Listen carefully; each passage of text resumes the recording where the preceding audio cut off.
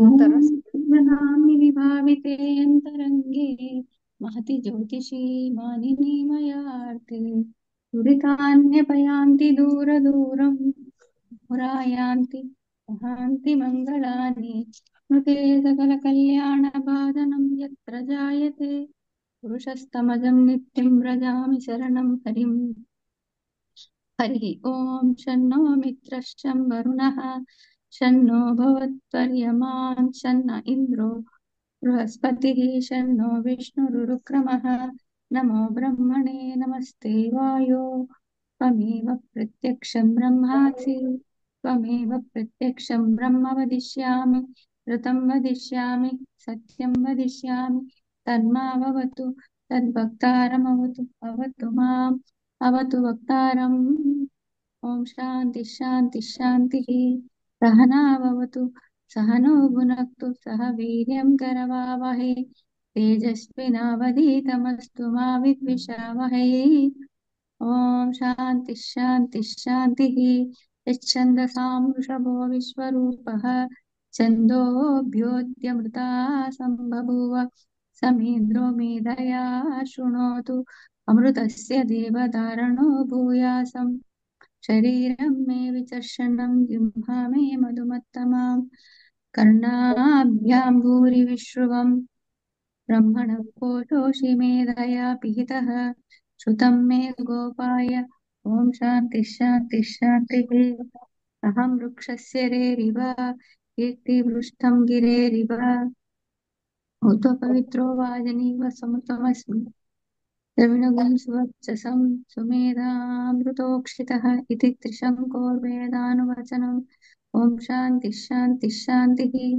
पूर्णमदः पूर्णमिदं पूर्णात् पूर्णमुदच्यते पूर्णस्य पूर्णमादाय पूर्णमेवावशिष्यते। ॐ शान्ति शान्ति शान्तिः। ఏంటి ఇవాళ आप्यायन्तु స్పీడ్ గా చదువుతున్నారు ममाङ्गानि బాగా? అవునా ఇవాళ చాలా కొంచెం స్పీడ్ గా వెళ్ళిపోతుంది బండి. మెల్లిగా చదవనండి. ఓకే. ఆహా. आप्यायन्तु ममाङ्गानि वाक्पाणि चक्षुश्रोत्रमधो बलमिन्द्रियाणि च सर्वाणि सर्वो ब्रह्मोपनिषदं माहं ब्रह्म निराकुर्याम् मा ब्रह्म निराकरोतु निराकरणमस्तु निराकरणमे अस्तु तदात्मनि निरतेय उपनिषत्सु धर्मास्ते मयि सन्तु ते मयि सन्तु। ओम शांति शांति शान्तिः। वाङ्मे मनसि प्रतिष्ठिता मनो मे वाचि प्रतिष्ठितम् आविरार्मि आविरार्विर्मये वेदस्य अणिः सह श्रुतं मे वा प्रहोसीः अनेनाधीतेन होरात्रान् सन्ददामि ऋतं वदिष्यामि सत्यं वदिष्यामि तन्मावतु तद्वक्तारमवतु अवतु माम् अवतु वक्तारम्। ओम शांति शांति शान्तिः। ओम भद्रं नो अभिवातय मनः। ओम शांति शांति शान्तिः। ओम भद्रं कर्णेभिः शृणुयाम देवाः भद्रं पश्येमाक्षभिर्यजत्राः स्थिरैरङ्गैः सन्तनूभिः यशेम देवहितं यदायुः स्वस्ति न इन्द्रो बृहस्पतिः स्वस्ति न इन्द्रो वृद्धश्रवाः स्वस्ति न पूषा विश्ववेदाः स्वस्ति नस्तार्क्ष्यो अरिष्टनेमिः स्वस्ति नो बृहस्पतिर्ददातु। ओम शांति शांति शान्तिः। ओम नमो ब्रह्मादिभ्यो ब्रह्म विद्या संप्रदाय कर्तृभ्यो ऋषिभ्यो नमो गुरुभ्यः सर्वोपप्लवरहित प्रज्ञानघन प्रत्यगर्भो मम्मैवाहमस्मि अदिः भो भगवः। सदाशिवसमारम्भां शङ्कराचार्यमध्यमाम् अस्मदाचार्यपर्यन्तां वन्दे गुरुपरम्पराम्। नारायणं पद्मभुवं वसिष्ठं सत्यं च तत्पुत्रपराशरं च व्यासं शुकं गौडपदं महान्तं गोविन्दयोगीन्द्रमथास्य शिष्यं श्रीशङ्कराचार्यमथास्य पद्मपादं च हस्तामलकं च शिष्यं संश्रोटकं वार्तिककारमन्यान् नमः सद्गुरुं सन्ततमानतोऽस्मि। स्मृतिस्मृतिपुराणानाम् आलयं करुणालयं नमामि भगवत्पाद शङ्करं लोकशङ्करं। यदविद्याविलासेन भूतभौतिकसृष्टयः तं नौमि परमात्मानं सच्चिदानन्दविग्रहं शङ्करं शङ्कराचार्यं केशवं बादरायणं सूत्रभाष्यकृतौ वन्दे भगवन्तौ पुनः पुनः। श्रीदक्षिणामूर्तिस्तोत्रम्। मौनव्याख्या प्रकटितपरब्रह्मतत्त्वं युवानम् वर्षिष्ठान्तेव सदृशिगणैरावृतं ब्रह्मनिष्ठैः आचार्येन्द्रं करकलितचिन्मुद्रमानन्दमूर्तिं स्वात्मारामं मुदितवदनं दक्षिणामूर्तिमीडे विश्वं दर्पणदृश्यमाननगरी तुल्यं निजान्तर्गतं पश्यन्नात्मनि मायया बहिर्वो भूतं यदा निद्रया यत्साक्षात् कुरुते प्रबोधसमये स्वात्मानमेवाद्वयम् तस्मै श्रीगुरुमूर्तये नमः इदं श्रीदक्षिणामूर्तये बीजस्यान्तरिवाङ्करो जगदिदं प्राग्निर्विकल्पं पुनः मायाकल्पितदेशकालकलना वैचित्रचित्रीकृतम् मायावीव विजृम्भयत्यपि योगी वयस्वेच्छया तस्मै श्रीगुरुमूर्तये नमः इदं श्रीदक्षिणामूर्तये यस्यैव स्फुरणं सदात्मकमसत्कल्पार्धकं भासते साक्षात्त्वमसीति वेदवचसा यो बोधयत्याश्रितान् यत्साक्षात्करणाद्भवेन्न पुनरावृत्ते भवाम्भोनिधौ तस्मै श्रीगुरुमूर्तये नमः इदं श्रीदक्षिणामूर्तये नानाचित्रघटोदरस्थितमहादीपप्रभाभास्वरम् ज्ञानं यस्य तु चक्षुरादिकर्णद्वारा बहिःस्पन्दते जानामीति तमेव भान्तिमनुभात्ये तत्समस्तं जगत् तस्मै श्रीगुरुमूर्तये नमः इदं श्रीदक्षिणामूर्तये देहं प्राणमपीन्द्रियाण्यपि चलां बुद्धिं च शून्यं विदुः श्रीबालाङ्कजडोपमा स्वहमिति भ्रान्ता वृषं वादिनः मायाशक्तिविलासकल्पितमहाव्यामोहसंहारिणे तस्मै श्रीगुरुमूर्तये नमः इदं श्रीदक्षिणामूर्तये राहुग्रस्तदिवाकरेन्दुसदृशो मायासमाच्छादना तन्मात्रः कर्णोपसंहरणतो योऽभूषुषुप्तु पुमान् प्रागस्वास्वमिति प्रबोधसमये यप्रत्यभिज्ञायते तस्मै श्रीगुरुमूर्तये नमः इदं श्रीदक्षिणामूर्तये बाल्यादिष्वपि जाग्रदादिषु तथा सर्वास्वस्थास्वपि यावृत्तास्मनुवर्तमानमहमित्यन्तः स्फुरन्तं सदा सात्मानं प्रकटीकरोति वदतां यो भद्रया मुद्रया तस्मै श्रीगुरुमूर्तये नमः इदं श्रीदक्षिणामूर्तये विश्वं पश्यति कार्यकारणतया स्वस्वामि सम्बन्धतः शिष्याचार्यतया तदैव पितृपुत्राध्यात्मना वेदतः स्वप्ने जागृति वा य एष पुरुषो माया परिभ्रामितः तस्मै श्रीगुरुमूर्तये नमः इदं श्रीदक्षिणामूर्तये भूरम्भांश्चनिलो नलोऽम्बरमहन्नादो हिमांशुः पुमान् नित्याभाति चराचरात्मकमिदं यस्यैवमुष्ट्यष्टकम् नान्यत् किञ्चन विद्यते विदुषतां यस्माद् परस्माद्विभो तस्मै श्रीगुरुमूर्तये नमः इदं श्रीदक्षिणामूर्तये सर्वात्मात्ममिति पुटीकृतमिदं यस्मादमुष्मिन् स्तवे तेनास्य श्रवणात् तदर्थमननात् ध्यानाच्च सङ्कीर्तनात् सर्वात्मात्ममहाविभूतिसहितं साधीश्वरत्वं स्वतः सिद्ध्येतत् पुनरष्टदा परिणितं ऐश्वर्यमव्याहतम् पटविटपि समीपे भूमिभागे निषण्णं सकलमुनिजनानां ज्ञानदातारमारात्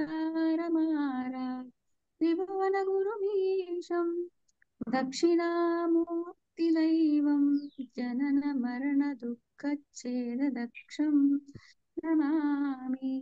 चित्रं वटतरोर्मध्ये वृषा सुस्या गुरोर्युवा पुरोस्तु मौनं व्याख्यानं शिष्यास्तु छिन्न संशयाः।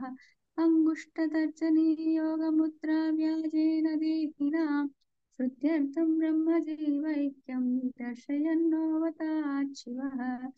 समं सर्वेषु भूतेषु तिष्ठन्तं परमेश्वरं मन्नादः परमात्मानं प्रणतोऽस्मि सदा शिवं। प्रणतोऽस्मि सदा शिवम्। जय श्री कृष्ण।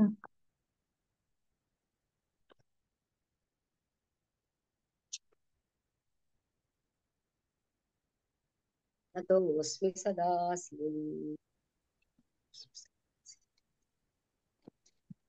ఇవాళ భలే స్పీడ్ గా గబగబ గబగబా చదివేశారు సీత గారు. ఏంటో మొన్న చింతకాయ పచ్చడి చేసి తిన్నాను. ఇవాళ ఏమిటి అంత ఆవేశంగా చదివారు? ఏంటో నాకే తెలియదు. నాకు మీరు అనేదాకా నాకు అర్థం కాలే. కొంచెం బాగా వచ్చేస్తుంది కదండి, అందుకని గబగబా చదివేసి. అదే అది కాదు, గొంతులో స్టేషన్ దగ్గరకు వస్తున్నప్పుడు రైలు స్పీడ్ వెళ్తుంది అంటారు అట్లా. మనది ఎక్కడా గుద్దుకోకూడదు కదా, జాగ్రత్తగా ఉండాలి. ఏం పర్లేదులేండి, భలేవారే.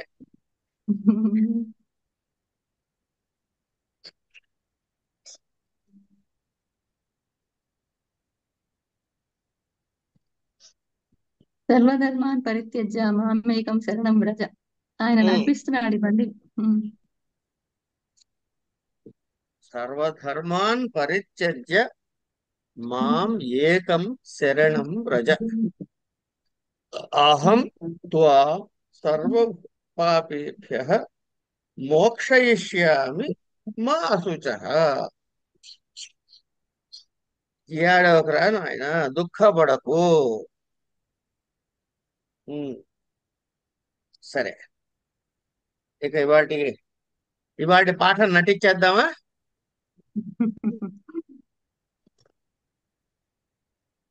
ఇంతకీ ఇది ఏం చెప్పాడు? ఏదో చెప్పారు మొత్తానికి. అహం అహం అనేది ఏదైతే ఉందో అది మనము మూలమైనటువంటి చైతన్యం గురించి రెఫర్ చేయట్లేదయ్యా. ఈ దేహాది సంఘాతంతో జరిగే కార్యక్రమాలకి మాత్రమే దాన్ని రిఫర్ చేస్తున్నాము.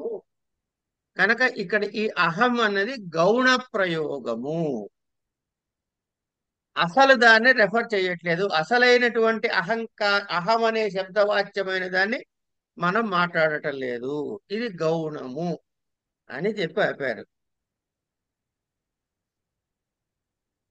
1009వ పేజీ చివరి వాక్యం. నైవాయం మిథ్యా ప్రత్యయ మిథ్యా ప్రత్యయస్తు స్థాను పురుషయోః అగృహ్యమాణ విశేషయోః.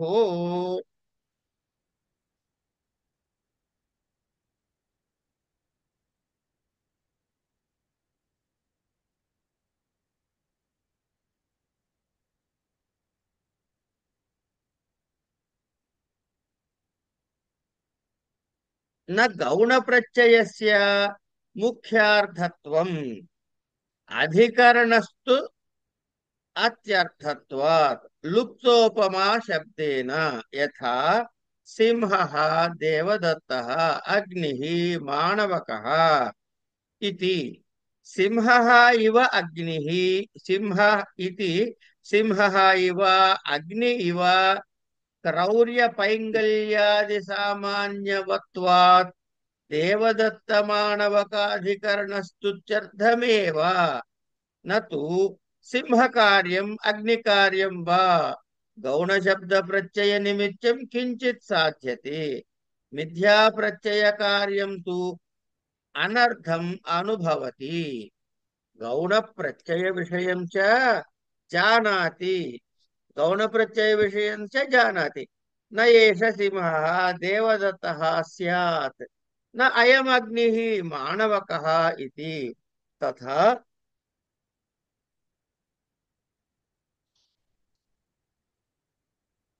తథా గౌణేన దేహాది సంఘాతేన ఆత్మనా కృతం కర్మ న ముఖ్యేన అహం ప్రత్యయ విషయేణ ఆత్మనా కృతం స్యాత్ నహి గౌణ సింహాగ్నిభ్యాం కృతం కర్మ ముఖ్య సింహాగ్ని, అది సంహాగ్నిభ్యాం కాదమ్మా, సింహాగ్నిభ్యాం అని దిద్దుకోండి.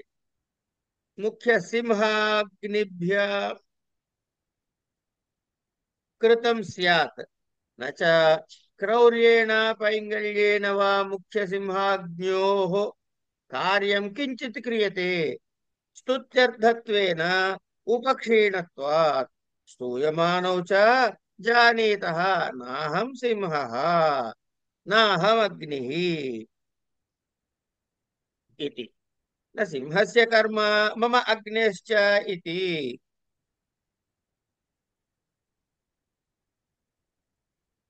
తథా న సంఘాతస్య కర్మ మమ ముఖ్యస్య ఆత్మనః ఇతి ప్రత్యయః యుక్తతరః స్యాత్ న పునః అహం కర్త మమ కర్త ఇతి. మమ కర్మ, కర్త కాదు, మమ కర్మ్య ఇతి.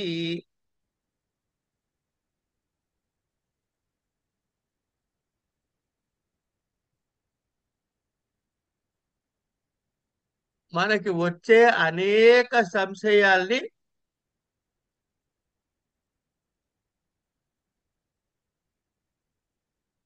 మళ్ళీ ఉదాహరణతో సహా నిరూపిస్తున్నారు ఇక్కడ, అంతే. ఏమిటది విశేషం ఇక్కడ? మనం ఏం చెప్పుకున్నాం ఇంతకు ముందు? అహం అనే శబ్దం గురించి మాట్లాడుతున్నారు. మరి అహం అహం అని అంటున్నారు కదా, ఈ అహం అన్నది ఏమిటయ్యా అంటే,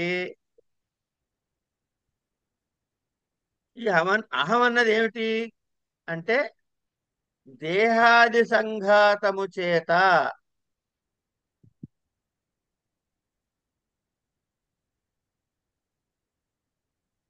దేహాది సంఘాతము చేత ఏదైతే చేయబడుతోందో, ఈ చలనాత్మకమైన దేహాది చేత చేయబడుతున్న కర్మ అచలమైన పరమాత్మ యొక్క తత్వమైన అహం శబ్దంతో చెప్పబడేది కాదయ్యా. ఇక్కడ మనం అంటున్నది దేహ సంఘాతంతో అహం అనే అభిమానం ఏదైతే ఉన్నదో ఇది గౌణము, మిథ్య మాత్రం కాదు, మిథ్య కాదు, గౌణము అని ప్రధానమైనది చెప్పబడట్లేదు, గౌణమైన విషయాన్ని చెబుతుంది. ఆత్మ వైపుత్ర నామాసి అని అన్నాడు అనుకోండి, లేకపోతే మమ ప్రాణ ఏ వాయం గౌహు, ఇలాంటి చోట ఏమిటవుతుంది? గౌణ ప్రత్యయమే చెబుతున్నాడు. అంచేత ఈ దేహాది సంఘాతంలో చెప్పబడే చేసే కార్యక్రమాలలో అహం కరోమి, అహం కర్త, ఇవన్నీ ఏవైతే అంటున్నామో ఇక్కడ ఈ అహం శబ్దము గౌణ ప్రయోగము, అంతేగాని ఇది మిథ్యా ప్రయోగం మాత్రం కాదు. నై ఏవ అయం మిథ్యా ప్రత్యయో. ఈ మిథ్యా ప్రత్యయం ఎప్పుడవుతుంది అంటే, కాబట్టి ఇది చెట్ట, పురుషుడా, స్థాణు అని అనుకోండి, దూరంగా కనపడేది చెట్టులా ఉందా, మనిషి చెట్టు బోదా లేకపోతే మనిషా అన్న డౌట్ వస్తుంది. అలాంటి సందర్భంలో గాని ఇక్కడ మాత్రం గౌణ ప్రత్యయమే. సరే, గౌణం అంటే అయిపోయింది కదా, ఇప్పుడు ఏం చేయాలి? మనకి సాధించాల్సిన విషయం ఏమిటి? నువ్వు గౌణాన్ని పట్టు కూర్చోకూడదు, అంతే కదండి. ఈ గౌణం రెఫరెన్సు ముఖ్యార్థాన్ని రెఫరెన్స్ కాదు అని చెప్పాలి. గౌణ ప్రత్యయం ఏదైతే ఉందో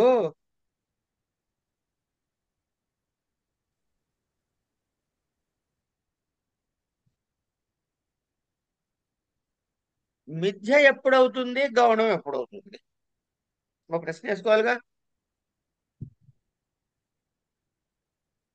మిథ్య ఎప్పుడు, గౌణం, ఇది గౌణం అంటున్నావు కానీ మిథ్య కాదని అంటున్నాడు కదా. నైవాయం మిథ్యా ప్రత్యయో విద్యా ప్రత్యయస్సు స్థాను పురుషయో అని చెప్తున్నారు కదా. అగృహ్యమాణ విశేషయోహో అని చెప్పారుగా. అంటే అర్థం ఏంటి? ఇక్కడ అహం శబ్దవాచ్యమైన చైతన్యము ఒకటి ఉన్నది. మనము దేహాది సంఘాతమైనటువంటి కర్మలకి అహం అనే వాక్యాన్ని పెడుతున్నాం. ఇది ఉంది, అది ఉంది. కనుక ఇది ఇది గౌణము, అది ప్రధానము లేక ముఖ్యము. మిథ్య అంటే ఏమవ్వాలి? దీని మీద ఒక అధికరణం మీద ఒకటి ఆరోపణ చెయ్యాలి. అప్పుడు ఏమిటవుతుంది? ఒకటి సత్యము, ఒకటి అసత్యము అవుతుంది. ఒకటి సత్యము, ఒకటి అసత్యము అవుతుంది. ఎట్లా? మిథ్యా ప్రత్యయంగా చెప్పదలుచుకుంటే ఎట్లా అర్థం చేసుకోవాలి? స్థాను పురుషయోహర్. అది దూరంగా కనబడుతుంది. చెట్టా లేదా మనిషా అని అనుకోండి. అది కాసేపు మనిషి అనుకుందాం. మనిషి అనుకుంటే మనిషి మీద చెట్టు అధ్యారోపణ చేయబడింది. కాసేపు చెట్టు అనుకుందాం. చెట్టు మీద మనిషి అధ్యారోపణ చేయబడ్డాడు. అంచేత అందులో ఒకటి అసత్యము, మిథ్య, ఒకటి సత్యము. అది కాదు ఇక్కడ. అది చెప్తున్నది. అలా మిథ్యగా భావించద్దు. గౌణం అంటే ఇది ఉంది, ఇది తక్కువది, అది ప్రధానమైనది. అయితే అని సరే, ఇప్పుడు ఇది మెయినా అది మెయినా? అహం కరోమి, ఏమండి? ఆ, ఆత్మా వై పుత్రనామాసి,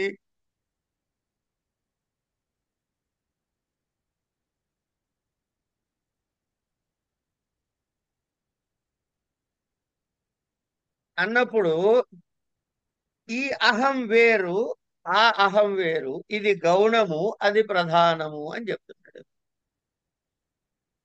అన్నదానికి ఒక ఉదాహరణ ఇస్తున్నారు మనకి. ఎట్లా అంటే, మిథ్యా గురించి చెప్పేసుకున్నాం కదా. ఒక అధిష్టానం ఉంటుంది, దాని మీద ఒకటి ఆరోపించబడుతుంది.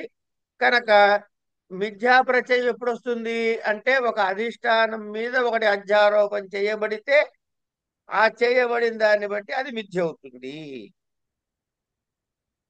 చెట్టును చూసి వీడు పురుషుడు అనుకున్నట్లుగా. కానీ ఇక్కడ అది కాదు, మిథ్య కాదు, గౌణమే. మరి దీనికి ఉదాహరణ ఏంటి చెప్తావయ్యా అంటే,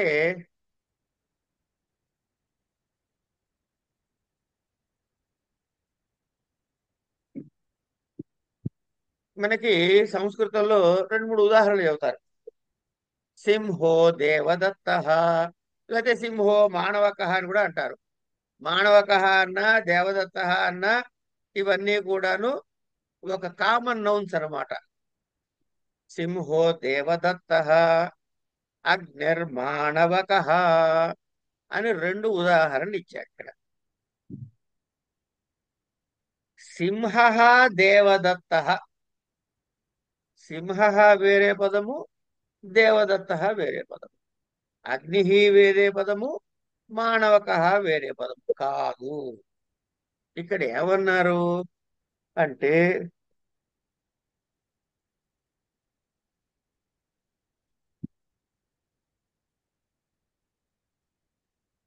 అంటే సింహ దేవదత్త అంటే సింహము వంటి దేవదత్తుడు, అగ్ని వంటి మానవకుడు అని కదా అర్థం చెప్పుకోవాలి. వలే, వంటి ఇవన్నీ వచ్చాయనుకోండి, వీటిని ఏమంటారు? ఉపమావాచకాలు అంటారు. అంటే ఇక్కడ ఏంటనమాట, ఉపమా అలంకారం ఉన్నది. సింహవత్ దేవదత్త, అగ్నిరివ మానవక, ఇట్లా ఏవో చెప్పుకోవచ్చు. ఇవి ఆ ఆ ఉపమా వాచకాలు కనపడకుండా ఉంటే దీన్ని లుప్తోపమ అంటుంది ఛందశాస్త్రం, అది మన అలంకార శాస్త్రం. కానీ ఇక్కడ ఈయన ఏం చెప్పారు? లుప్తోపమ ఉదాహరణ ఇస్తున్నారు. ఏమని?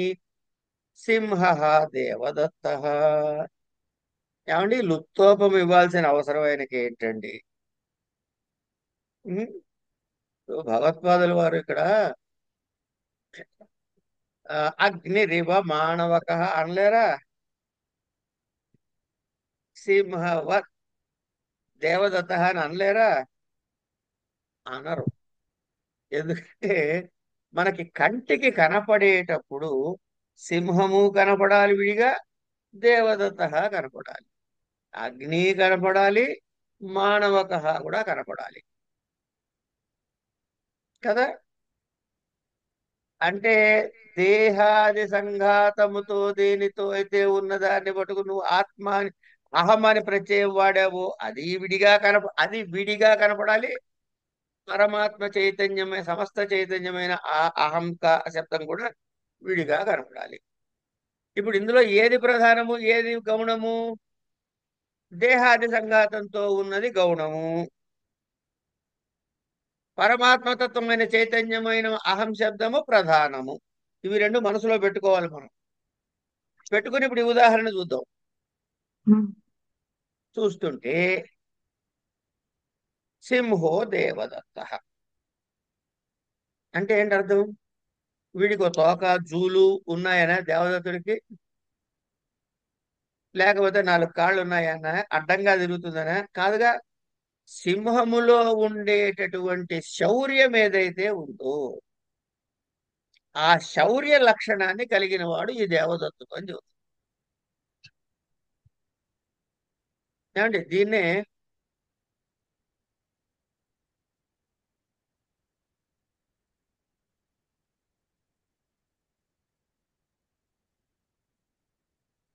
సింహ దేవదత్త, సింహములోని శౌర్యము మాత్రమే గ్రహిస్తున్నాం, మిగతా లక్షణాలే గ్రహించడం లేదు. అయిపోయింది. అగ్నిర్మాణవక అన్నప్పుడు ఈ మానవకుడు అనేవాడు అగ్నిలో ఉండేటటువంటి పింగళత్వం అంటే ఎరుపుదనం. ఆ ఎర్రదనం ఏదైతే ఉందో అలాంటి వాడు అని. అంతేగాని చుర్రుమని కాలుతాడు, నీళ్లు పోస్తే ఆరిపోతాడు, ఇట్లాంటివి చెప్పట్లే. కనుక ఈ సింహ దేవదత్త, అగ్ని మానవక అనే ఈ 2 ఉదాహరణల్లో కూడా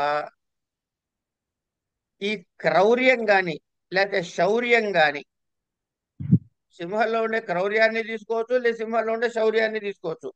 క్రౌకి శ్రౌకి కూడా రెండింటికి, షౌకి కూడా దిబ్బలేదు. మీకు నచ్చింది తీసుకోండి, ఇబ్బందిలే. ఈ రూపాలు ఈ సామాన్య ధర్మము దేనిలో? దేవదత్తుల్లోను సింహంలోను శౌర్యమో లేదా క్రౌర్యమో, పింగళతో అగ్నిలోను మానవకులోను సామాన్య ధర్మం. కనుక ఇది ఏమిటవుతుంది? లుప్తోపమ అవుతుంది. సరే, ఇంతకీ ఈ శౌర్యము ప్రధానంగా ఎవరిలో ఉందండి? సింహంలో ఉందా, దేవదత్తుల్లో ఉందా? సింహంలో ఉంది. ఈ ఎరుపుదనం మీరు పోలుస్తారు, ఎరుపుదనం ప్రధానంగా దేనిలో ఉంది? అగ్నిలో ఉందా, మానవకుల్లో ఉందా? అగ్నిలో ఉంది. అయిపోయింది. కానీ ఇక్కడ గౌణ ప్రత్యయ నిమిత్తముగా, అంటే సింహం యొక్క కార్యమైనటువంటి శౌర్యము క్రౌర్యము, అగ్ని యొక్క కార్యమైనటువంటి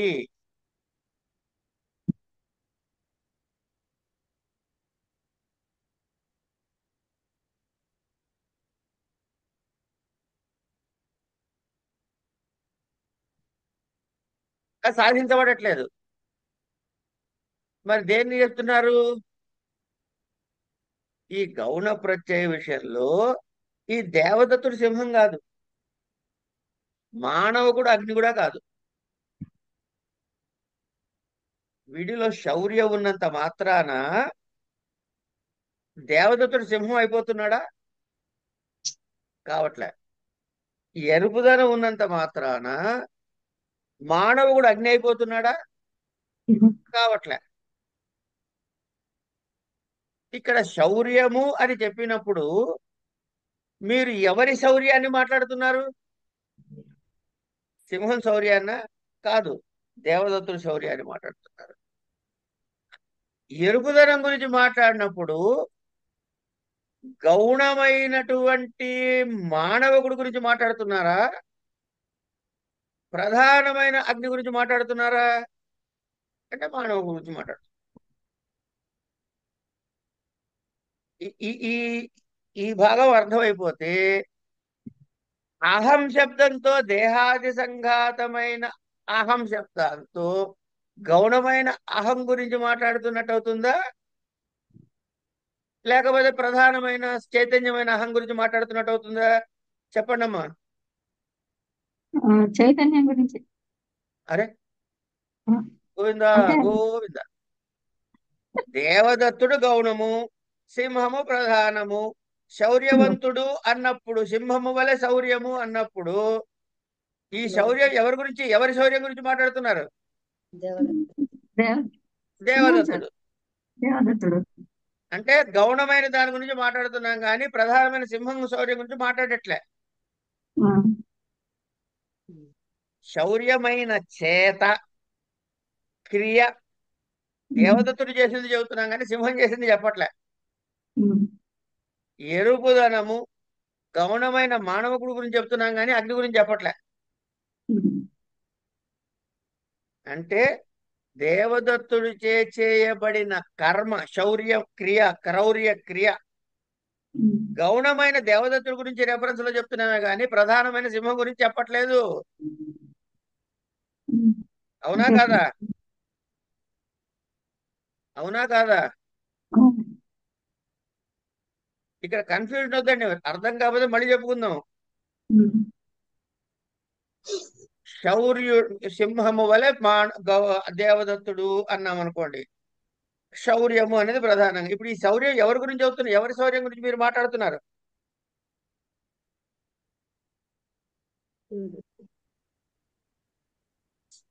దేవదత్తుడు మనిషిలో ఉన్న గౌరవం. ఆ? దేవదత్తుడు. అదే దేవదత్తుడు. దేవదత్తుడు. దేవదత్తుడు అనేవాడు గౌణమా లేకపోతే ప్రధానమైన సింహమా? గౌరవం. గౌరవమే. గౌణమే. అలాగే ఉమ్, ఈ దేహాది సంఘాతము రూపాత్మైనటువంటి ఆత్మ చేత చేయబడిన కర్మ గౌణము అయినప్పుడు ఇది చేసే కర్మ దేహాది సంఘాత రూపమైన ఆత్మకి చెబుతున్న విషయమా, లేకపోతే ముఖ్యమైన ఆత్మచే చేయబడిన విషయంగా చెప్పుకోవాలా? గౌరవమే చెప్పాలి. ఏమండి? అంటే అందులో ఉన్న ఆత్మ చేస్తోంది కదా. అవన్నీ అందులో ఉన్నది ఇందులో ఉన్నది కాదు, దేహంతో చేస్తున్నదా, ఆ, రెఫరెన్స్ దేహం అన్న గౌణాన్ని రెఫర్ చేస్తున్నామా, ముఖ్యమైన పరమాత్మ చైతన్యాన్ని చేస్తున్నామా? అంతవరకే చెప్పండి. దేహం. దేహాది చేస్తున్నాం ఉమ్, కదా. కనుక ఇప్పుడు కర్త ఎవడు, దేహాదులా లేకపోతే పరమాత్మ చైతన్యమా? కర్త మనిషి. వీడు దేహాది సంఘాతం కనుక ఆయన అకర్త. అక్కడ అట్లా తీసుకొచ్చాడు. మరి ఏమనుకున్నారు భగవత్పాదులు వారంటే సామాన్యుడు ఏంటి? ఓకే. ఇది ఆయన గట్టిగా మన ఉంది. కోసం పుట్టాడమ్మా, మనని రక్షించడానికి పుట్టాడు మహానుభావుడు. భగవత్పాదులు వారు గనక రాకపోతే ఉన్నదలా భారతదేశం ఉన్నట్టు. ఏమైపోయి ఉండేదో. ఈశ్వర సంకల్పం అది. ఆ అదంతా ఈశ్వర సంకల్పం కదండి, ఆయన రావడం మనకి అంతే నేర్పించారు. కదా. ఈ కనుక శంకర శంకరో సాక్షాత్ అన్నారు అందుకే.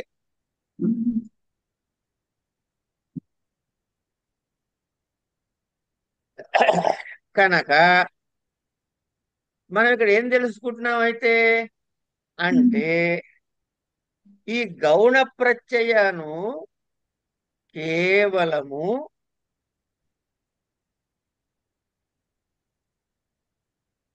స్తుతి నిమిత్తమే, దాని గొప్పదనం తెలియజేయటం కోసమే. అంతేగాని దేని గొప్పతనం, ప్రధానమైన దాని గొప్పతనం తెలియజేయడం కోసమే. కానీ ముఖ్యమైన సింహము గాని అగ్ని గాని చేసే కార్యములు కర్మలు కాదు అని తెలిసిపోయింది. కనుక సింహో దేవదత్త అన్న, అగ్నిర్మాణవక అన్న దేవదత్తుణ్ణి మానవకుణ్ణే మాట్లాడుతున్నాగా, మానవకుడు నేను అంటున్నాడే కాని ఈ నేను అనేది సింహం కాదు, అగ్ని కాదు. అంచేత ఈ సింహానికి గాని అగ్నికి గాని సింహం యొక్క కార్యము లేదు, అగ్ని యొక్క కార్యము లేదు. అలాగే దేహాది సంఘాతమునందు మనం చెప్పుకునే అహం అనే ప్రత్యయము గౌణముయే కనుక అది దేహేంద్రియ సంఘాతము యొక్క కర్మని మాట్లాడుతుంది. కానీ ఈ కర్మలు ముఖ్యాత్మ అయినటువంటి పరమాత్మ, అంటే ఇక్కడ మాట్లాడుతున్నాడు మనతో ఎవడు? కృష్ణుడు. కనుక నా సంబంధమైనది కాదయ్యా అని చెబుతున్నాడు ఆయన. అది అని నేను కర్తను, ఈ కర్మ నాది అనే ప్రత్యయం మనకి సంబంధించినది కాదు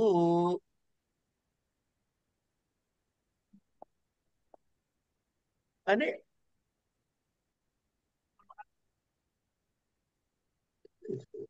యచ్చాహు.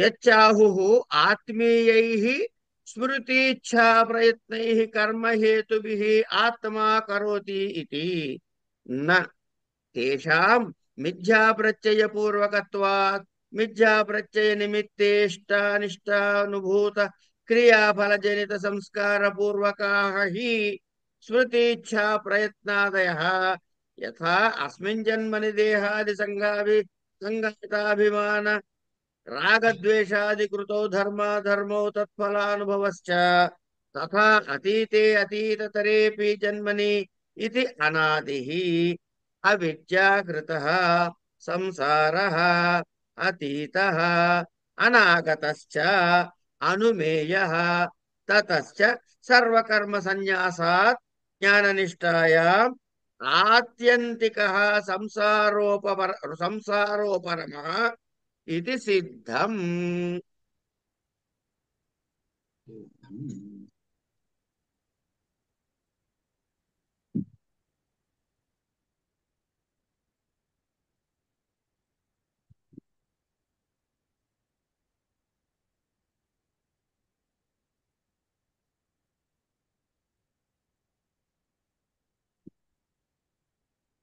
శరీరము ఇంద్రియాది సంఘాతములతో, అంటే ఈ దేహంతో అన్నమాట. ఇవన్నీ ఎందుకు? అహం అని ఈ బుద్ధి ఏదైతే ఉందో, ఒకవేళ దాన్ని మిథ్యాజ్ఞానం అని అందలుచుకున్నా, అది మిథ్యాజ్ఞానం అనుకున్నా అది ఆత్మకి లేదు. మరి ఏమనాలయ్యా దీన్ని అంటే, ఇంతకీ కర్మకి హేతువులు ఏమిటి?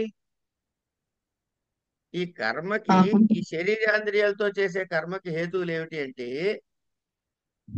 స్మృతి, ఇచ్ఛ, ప్రయత్నము అనే ఇవి చేస్తున్నది.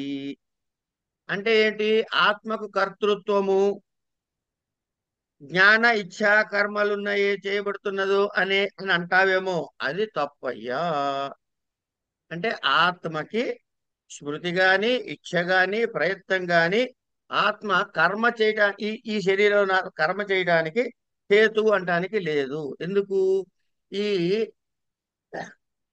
ఇచ్ఛ ఇవన్నీ కూడా మిథ్య వల్ల కలగటం వల్ల అవి జరుగుతున్నాయి అని మనం గ్రహిస్తాము. మిథ్యా ప్రత్యయం వల్లనే మనం ఏమనుకుంటున్నాము?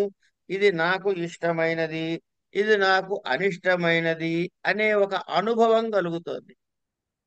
ఈ అనుభవం ఏమిటది? ఇది నాకు. ఈ నాకు అన్నది ఎవరికి అంటే ఈ దేహాత్మకి, దేహలో ఉన్నటువంటి ఆత్మ పదార్థం, అంటే గౌణమైన దానికి. ఈ గౌణమైనది ఎక్కడి నుంచి వచ్చింది అనుభవము అంటే నేను అనే భిన్నముగా భావన చేస్తున్నాడు కాబట్టి, నేను అనే దానిలో భిన్నముగా భావన చేస్తున్నాడు కాబట్టి. అంటే ఇది ఎట్లా జనించింది? ఏమండి ఈ జన్మలో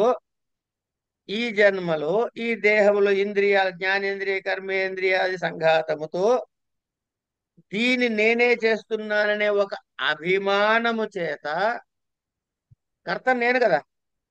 ఈ నేను అనేది కూడా తర్వాత చూద్దాం. ముందు నేను అనే దేహము, దీనికి రాగద్వేషాలు పుడుతున్నాయి. ఈ రాగద్వేషాలతో మనం ఏం చేస్తున్నాము? రాగాన్ని ఆధారంగా పనులు చేస్తున్నాము, తర్వాత ద్వేషాన్ని ఆధారంగా పనులు చేస్తున్నాము. తద్వారా జరిగేది ఏమిటి? ధర్మ అధర్మములు ఆచరిస్తున్నాము. ఒకసారి ధర్మ అధర్మములు నేను ఆచరిస్తున్నాను అనుకోగానే దానికి ఒక ఫలానుభవం ఉండాలిగా, ఉండాలి. అంచేత ధర్మ అధర్మ ఫలమున అనుభవం ఏమిటవుతోంది అంటే మరో జన్మ అవుతోంది. ఎప్పటిదండి? ఈ జన్మలో చేసింది. ఈ జన్మ అయిన తర్వాత ఈ ఫలం అనుభవిస్తున్నామా? పూర్తిగా లేదండి. కనుక ఏం చేస్తున్నాం? ఇంకో జన్మ ఎత్తుతున్నాం.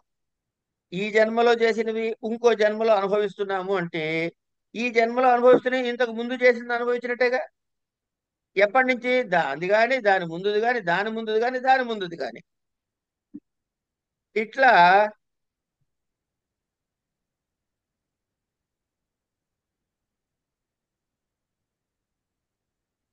అనంత అనాది కాలం నుంచి చేసుకుంటాం. ఈ సంసారం ఎట్లా వచ్చింది అంటే ఇగో ఈ అవిద్య వల్ల నేను చేస్తున్నాను అనే ధర్మాధర్మ అనుభవం కోసము కర్తృత్వాన్ని పోపాదించుకోవడం అనే అవిద్యతో చేయబడినది కనుక అవిద్యాకృతమైనది, అనేక జన్మాంతరకృతమైనది వలన ఈ జన్మ సంభవిస్తుంది. నేను చేస్తున్నాననే ప్రత్యయం, అహం ప్రత్యయాన్ని ఈ దేహాది సంఘాతానికే ఆపాదించుకుంది. అందుకని మరి దీనికి ఎట్లాగండి మోక్షానికి ఇదంటే సర్వకర్మ సన్యాసము వలన కర్మ సన్యాసం అంటే కర్మ ఫలత్యాగం అని చెప్పుకున్నాక జ్ఞాననిష్టయందు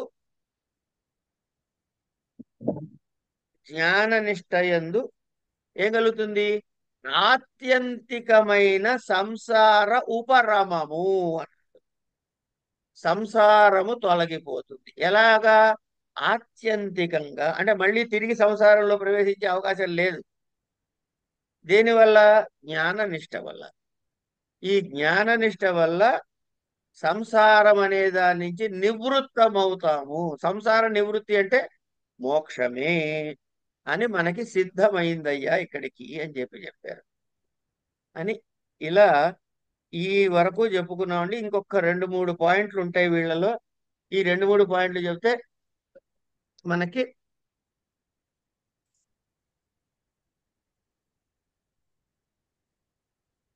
ఎన్నో పేజీకి వచ్చాము? 12వ పేజీ,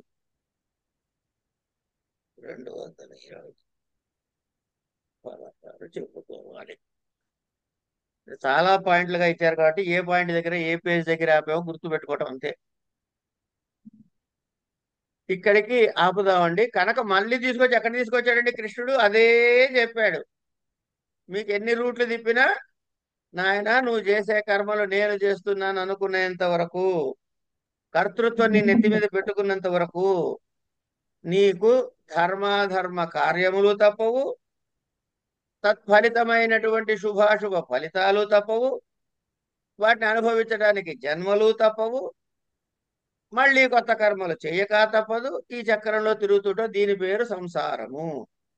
కనుక కారణం ఏమిటయ్యా సంసారానికంటే కర్తృత్వాన్ని ఆపాదించుకుని కర్మలు చేయుట. జ్ఞాననిష్టలోకి వస్తే ఇవన్నీ పోతాయి కాబట్టి సంసారము నుంచి నువ్వు బయటపడతావు ఆత్యంతికంగా. అంటే మోక్షానికి సిద్ధిస్తుంది అని చెప్పారు. ఇది చెప్పిందే మళ్ళీ మనకి రూఢ అవడానికి ఇంకోసారి చెబుతున్నారు. భగవద్గీత ఇన్ నట్షల్ అని చెప్పదలుచుకుంటే ఈ శ్లోకాన్ని చెప్పుకోవచ్చు. సరే, ఇక్కడికి ఆపుకుందామండి. రేపు కలుద్దాం సాయంత్రం మామూలు యథాప్రకారం.